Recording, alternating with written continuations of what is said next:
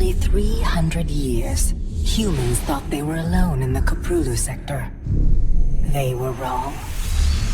The Zerg emerged, seeking to consume all in their path, and before long, the Protoss, a highly advanced alien race, began wiping out infested worlds, burning Zerg and Terran alike.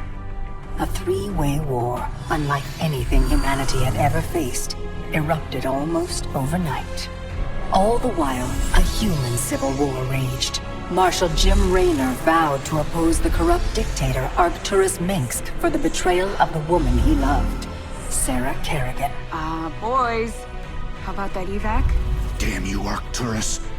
Don't do this. It's done. Helmsman, signal the fleet and take us out of orbit. Now! Kerrigan, a loyal operative, was left to die at the hands of the Zerg. But the Zerg had other plans. They transformed her and unleashed her psionic power upon the Koprulu sector, searching for their real objective, the Protoss homeworld of Ire. The Protoss were unaware of this danger and slow to respond. Their rulers, the Conclave, had dispatched Executor Artanis to hunt for Tassadar, a commander who had refused to wipe out infested Terran worlds. They crossed paths with a Dark Templar mystic, whose kind was considered heretics by the Conclave. Through great effort, Zeratul convinced Tassadar and Artanis that he was not their enemy. Together they rallied more Protoss from both factions against the Zerg. Despite the Conclave's fury, they achieved significant victories against the Swarm. But when Zeratul struck down one of the Overmind's Cerebrates, his own mind was left vulnerable.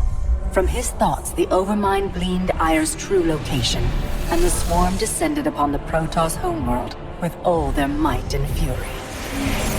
It was Tassadar who kept the Templar from extinction that day. Using the power of both the Templar and the Dark Templar, he sacrificed himself to kill the Overmind. Ire was lost, but Artanis led the survivors to the Dark Templar's homeworld of Shakuras. Old prejudices were set aside. The Templar were now in the Dark Templar's debt. Without the Overmind, the Swarm fractured. Kerrigan sought control of all the Zerg, even enlisting the aid of old friends and enemies like Raynor, Mengsk, and Zeratul. Once her rule was uncontested, the Queen of Blades betrayed them all.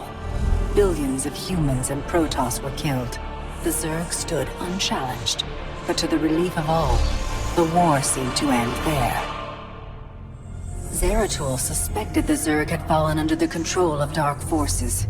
He uncovered prophecies stating that an ancient entity, Amon, was attempting to merge Protoss and Zerg lifeforms into an unholy hybrid, and that this evil might already have control of Kerrigan and her power. It was during this time that Executor Artanis, hailed as a hero, was made leader of both the Templar and the Dark Templar. As Hierarch, Artanis united both factions and promised to one day reclaim the glory they had lost on Ire. But such unity is only a dream for Jim Raynor. Mengsk still rules, and Raynor's small rebellion has counted for nothing against the Dominion's propaganda machine. Perhaps it is time for a new strategy.